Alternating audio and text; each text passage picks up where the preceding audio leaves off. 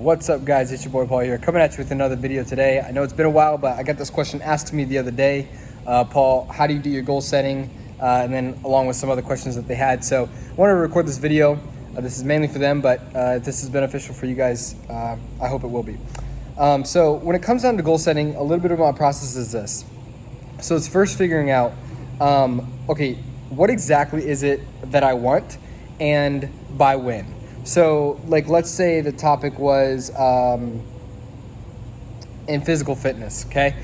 It's too broad just to be able to say, hey, I want to get fit. What does fit mean to you? So the first thing is, with whatever goal you have, make it specific, okay? So maybe fit means, hey, I want to be able to do 30 push-ups in one attempt. Hey, maybe fit means to you, hey, I want to be at 10% body fat.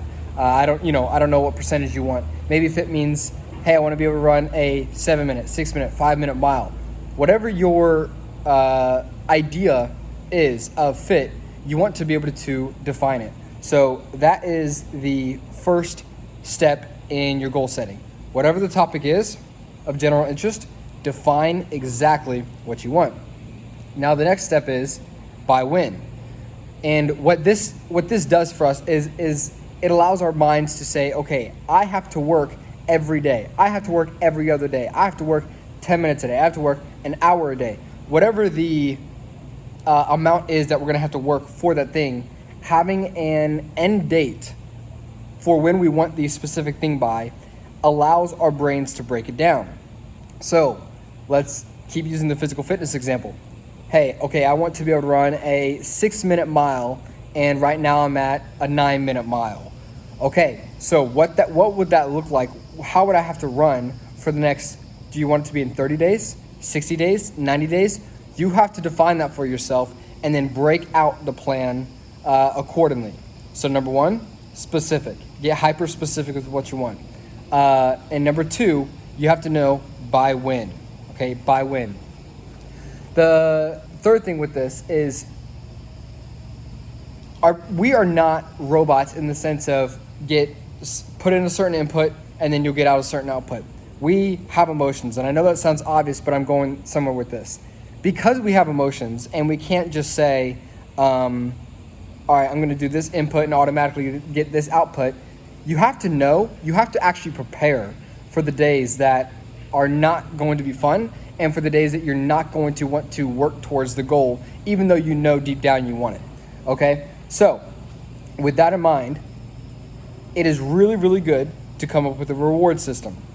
And there's two different types of rewards. One, the final reward. Okay, so what am I going to give myself if I complete this goal in 60 days that I want to run a 6-minute mile, and I'm at 9 minutes right now? In 60 days time, what am I going to give myself if I hit that goal? Okay?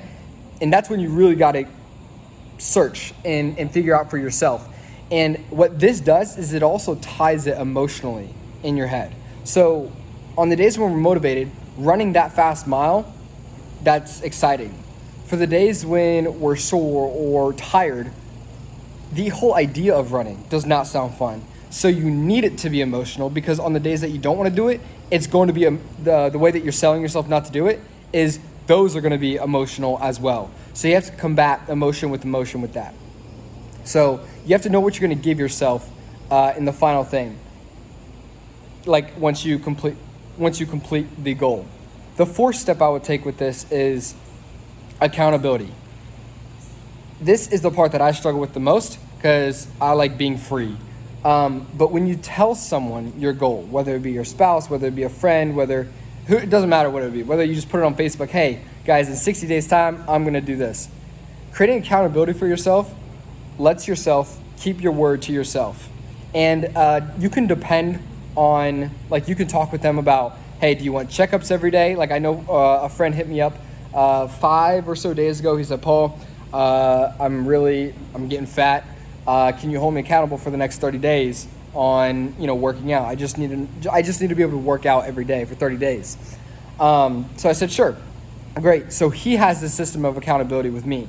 You have to figure out what you need for yourself. Like I said, whether it be a spouse, a friend, Facebook, Instagram, whatever form of accountability you're going to do, that's what you need.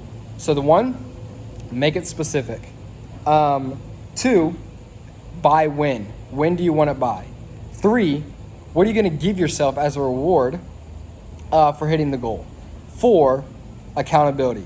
How are you going to make sure that you are getting this done every day, even on the days that you don't want to, even when the reward is having a hard time pulling you on those days? How are you going to make sure that you get it done? So that's kind of the 4-step process that I use. Now, also understand this. When it comes to goals, it's best not to have 10 goals. Okay, it's best not to have 10 goals. It's best to have 2 to 3 overarching goals that you're going for day to day. Reason for this is because when you have more than the 2 to 3, it really doesn't, there's only so much load you can put on your brain before it starts to treat everything as unimportant. So if you say, I have 8 important things that I need to do, your brain almost doesn't believe that you have 8 important things, because what that also does is it puts you on overdrive throughout the day if you're trying to hit all these goals, trying to change your life that drastically in that amount of time. So it's best to only have 2 to 3 very, very important goals at a time. Now, that doesn't mean that you can't have a couple long-term goals that you're doing while you're doing short-term goals. So yes, it may be the case that you have, 5 or 6 goals going on at a time, but understand what I'm saying in the sense of the short term.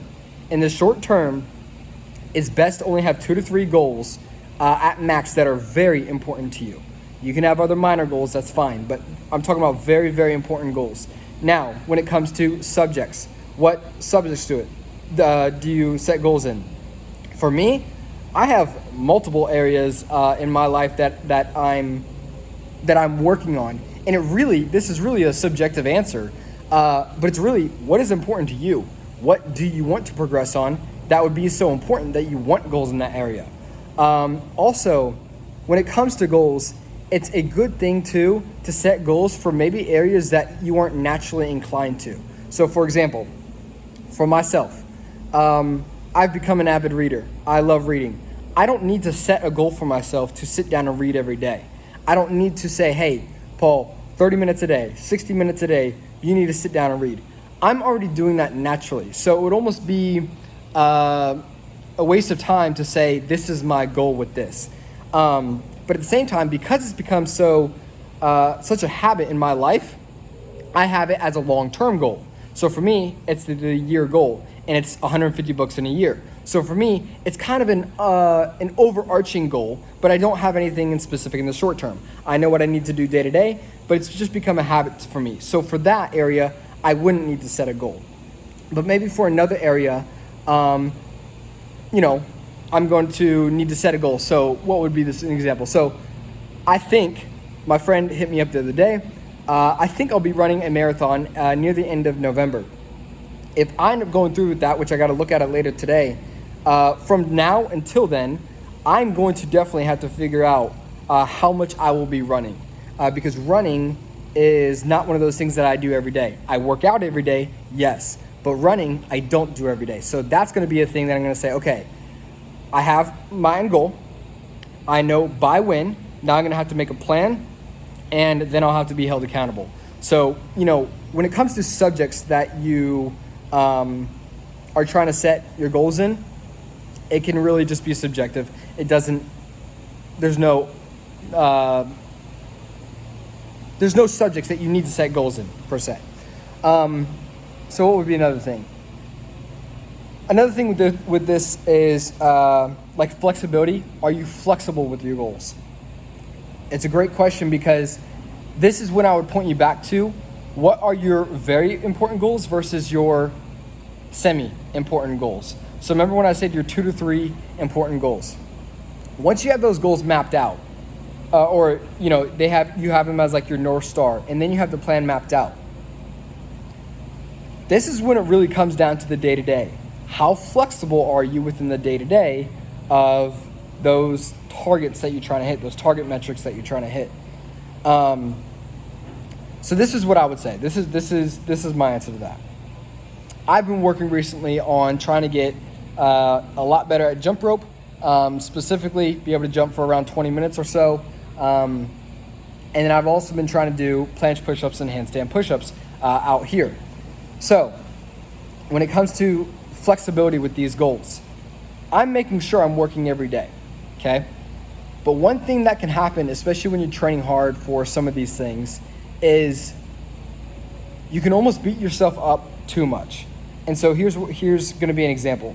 The other day I was out here jump roping. It was awful. It was hot. It was humid, all the things. And I'd saved my jump rope for the end. I had 2 5-minute sessions straight with the light jump rope. And I just had done legs before that. I was tired, to say the least. It kept hitting the bottom of my foot multiple times. And before, I would have beaten myself up for that, and I would have canceled that and said, hey, restart the 5 minutes because you didn't get a straight 5 minutes without stopping. That day in specific, I knew I had to be okay, because otherwise it would have been a negative feedback for me to beat myself up over that when I already didn't want to be out there, yet I still made myself go out there and complete the whole workout.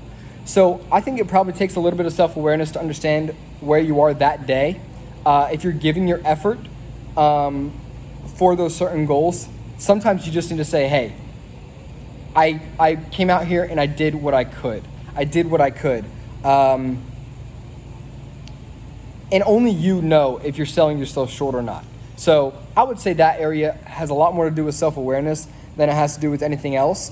Now, if I would have missed a day of training because I was lazy, whole different story, at least for me, because I have certain standards for myself.